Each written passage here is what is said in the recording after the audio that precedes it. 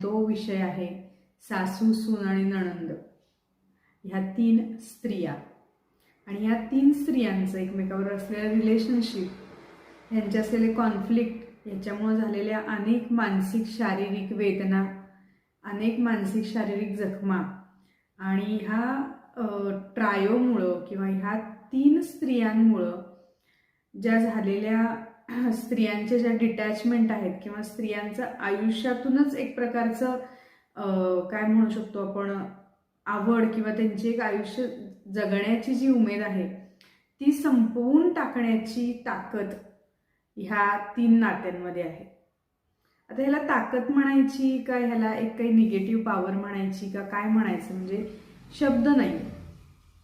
कारण आज सुद्धा जेव्हा क्लिनिकमध्ये आम्ही बसतो तेव्हा अगदी डॉक्टर असू दे समोर मुलगी, फॅशन डिझायनर असू दे, ब्युटिशियन असू दे, होममेकर असू दे, अतिशय मोठ्या पोस्टला असू दे, इंजिनियर असू दे, CA असू दे, त्या मुली आनंदात दिसतच नाहीत.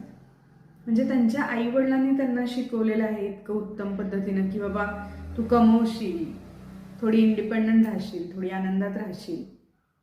आणि मग त्या मुली लग्न करून जातात आणि अशा घरामध्ये जातात की जिथं ते घरसुद्धा स्वतः पूर्णपणे उत्तम शिकलेलं असतं, आर्थिकदृष्ट्या अतिशय उत्तम असतं. आणि मग अशा घरी त्या मुली लग्न करून जातात. पहिल्यांदा मुलीनं असं सगळं सोडून दुसऱ्यांकडं, अर्थातच ते दुसरंच घर असतं तेव्हा जाणं आणि मग तिथलं सगळं ॲडजस्ट करणं, तिथल्या लोकांचे स्वभाव कसे आहे ते समजून घेणं, त्याच्यामध्ये प्रत्येक गोष्टीत पहिल्यांदा थोडं नमतं घेणं की बाबा समजावून घेऊया कशा पद्धतीची माणसं आहेत, काय प्रकारच्या अपेक्षा आहेत.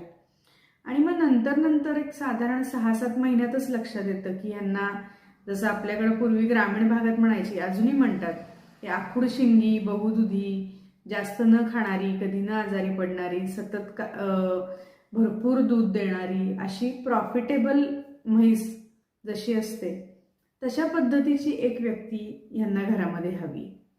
म्हणजे तिनं 8-10 तास जॉब करावा, घरात उत्तम काम करावं, घरातल्या लोकांची संपूर्ण काळजी घ्यावी आणि त्याच्यानंतर तिनं जर काही अचीव केलं असेल तिच्या फील्डमध्ये तर त्याच्याबद्दल तिला अभिमान नसावा.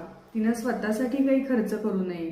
तिनं सगळं जे काय असेल ते असं पुडकं नवऱ्याच्या हातात किंवा सासू सासऱ्यांच्या हातात आणून द्यावं आणि आपण त्याच्यापासून अलिप्त राहावं, अशी काहीतरी अपेक्षा 100 99 लोकांची असते.